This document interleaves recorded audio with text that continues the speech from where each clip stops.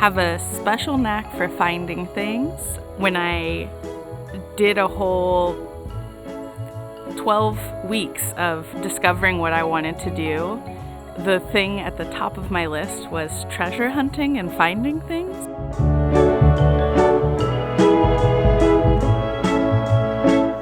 Some of the nicknames that come about is mussler and mussel grubber.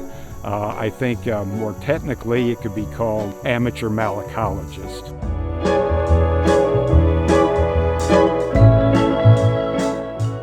Sometimes we call it pollywogging, sometimes we call it grubbing, and you're just trying to go on this treasure hunt for finding freshwater mussels.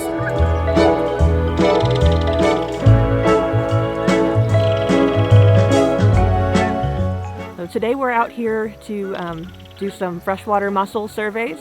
We're trying to find out how many mussels are living in the upper Sangamon River and working to better understand how the mussels are growing and how their populations are doing here. My experience doing the mussel surveys is new. Started this year and went to all 4 events. It was a blast. Coming out here on my first day, I was not sure what to expect. I was laughing almost the whole time and deep in the silt and the rocks trying to get mussels, and initially I just thought I'm gonna find some mussels in the water and bring them back so that other people can do all of the processing and categorization of them, but I was able to be involved in that process, which was really exciting for me. I also learned about different mussels.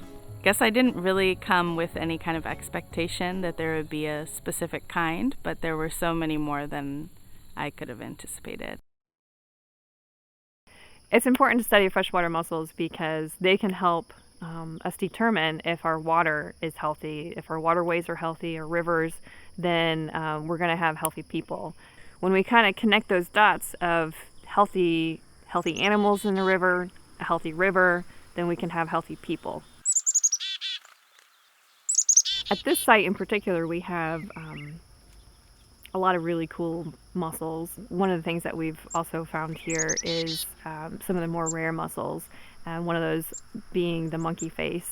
Currently it's a state threatened species, and we had a couple other rare species like the fluted shell that was found. We don't find too many of those.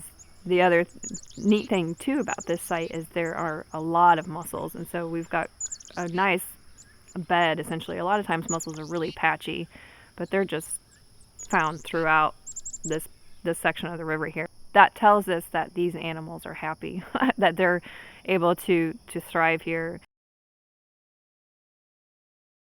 The first mussel that I found was a pimpleback. I was very excited because it took a while to find, and I was so focused on finding one, and I did. Yeah. One of the goals of citizen science with the Upper Sangamon River Conservancy is to offer opportunities to young people who might then take that enthusiasm that they have out here for the surveys into a more long-term goal of theirs.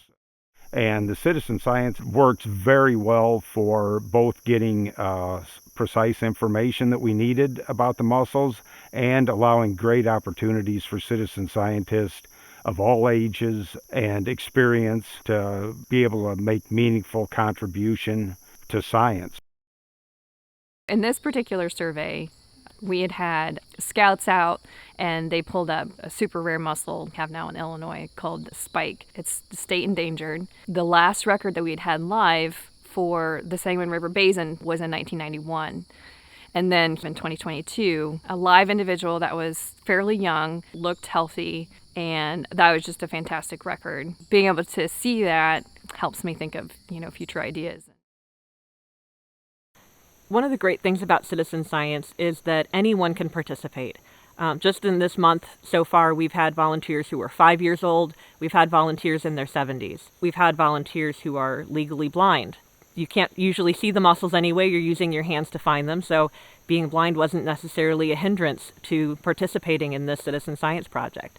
And we also have a lot of diversity of backgrounds. We have people with different educational backgrounds, different racial backgrounds, different aspects of human diversity are being well represented in our quest to understand the mussel diversity.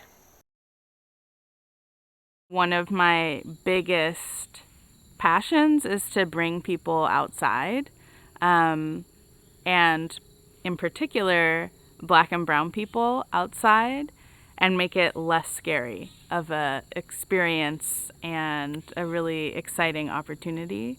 So I think that citizen science does that inherently, where you're able to come out, things are structured, you learn about what things are, what things to look out for, and then you are in it.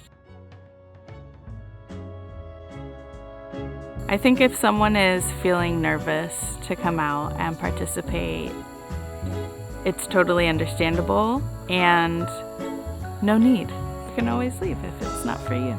For me, I would just say, do it. Try it. Try something new. Go for it.